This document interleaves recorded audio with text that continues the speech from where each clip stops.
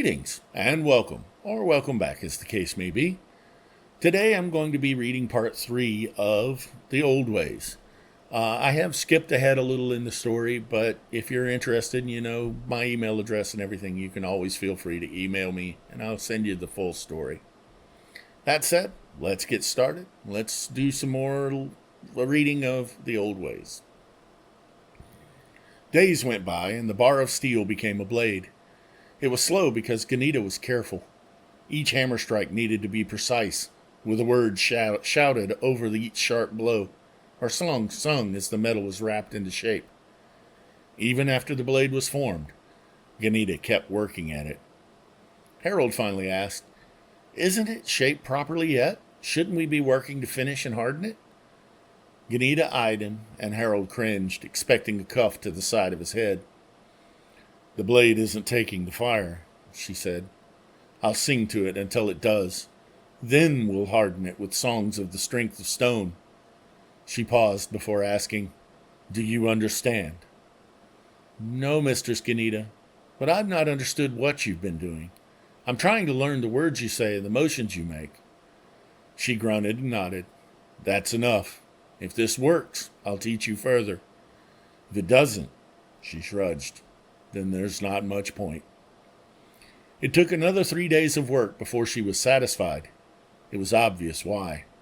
The blade of the sword glowed with orange shifting light like the sun setting on the lake's lapping surface. Even when it was cool enough to touch, the metal never chilled. It was always warm enough to be uncomfortable when held too long. She heated the metal a final time before plunging it into a barrel of water, sending up a cloud of violent splatter and steam. When the water stilled, the sword still glowed. Ganita carried it over to the bench with the small hammers and chisels and used some of the gold the Lord, this Uther Pendragon, had given her to inlay the sigils in the blade.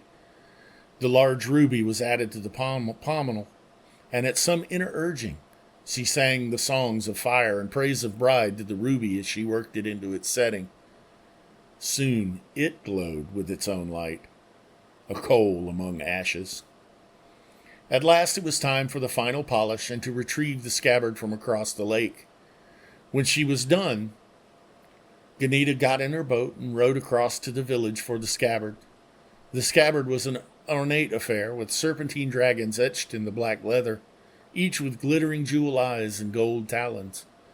Ganita ran her rough fingers over the fine stitching of the seams and inhaled the sweet scent of freshly cured hide. The blade like no other has a scabbard like no other, she thought. It was another 2 weeks before Harold drew Ganita's attention to the approaching men and horses. Again she sent the 2 men off to mind the forge and continue with the manufacture of a plow. She stepped out under the porch and watched the heavily armed and armored men approach. Even when she recognized the dragon rampant of Pendragon, she didn't relax. Her muscles stayed tense, and her grip on her heavy hammer remained firm. Where before Uther had come with 2 men, this time there were 4 with him. Ganita loosened her grip when they stopped about 20 yards away, and 2 of the men accepted the reins of all 5 horses. She recognized Uther, Edwin, and the 3rd man that had come with them 3 months before. They were the ones who continued forward, Uther in the lead. She made herself set the hammer down next to the porch's supports before turning her attention back to the approaching men. She turned the motion into a bow as the men stopped short of the eaves of the porch. "My lord, it's a pleasure to see you once more." "Yes, I'm certain." Uther's voice held a tinge of amusement. There was no amusement in his tone as he continued. "You finished my commission, I assume?" It wasn't a question. "I have, my Lord Pendragon." Ganita straightened and turned to shout into the forge proper. "Harold, bring me the sword." And on that note, I'll call this video to a halt. We'll have a part 4 of The Old Ways, and we'll see how far we get from there. With that in mind, I hope you enjoyed it. So, give us a like, give us a subscribe, and we'll see you next week. Bye.